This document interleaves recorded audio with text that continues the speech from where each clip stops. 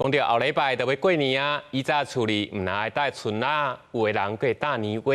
伫彰化就有一间版画工作室举办传统年画印刷体验，邀请出名的版画老师杨永志专工再来这块充满年节气氛的老刻板，互民众会当家己动手来印。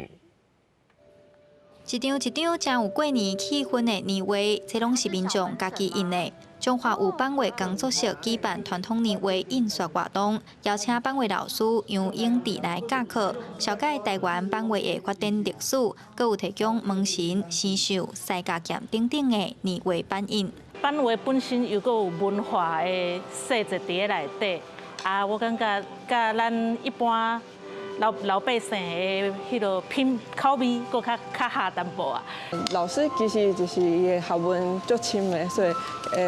会使为伊遮足侪物件是我真正唔知影的。资深研究版画的杨永志老师表示，早前被年画所在合作纸店，上大杯的都是伫台南美家的王纸营纸店。除了被年画，阁有被喜事、丧事、各种祭拜科仪会用到的古纸。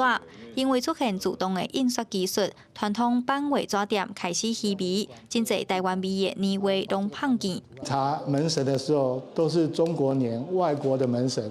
台湾的门神查不到档案。其实是有，可是因为我们台湾进步太快，老的门神的造型都被淡忘了。版画它其实我看就是非常多传统的图用啊，但是其实它非常多有趣，然后刚我们新华它就是它靠近我们的生活啦里面很多图像的部分其实是很有趣的。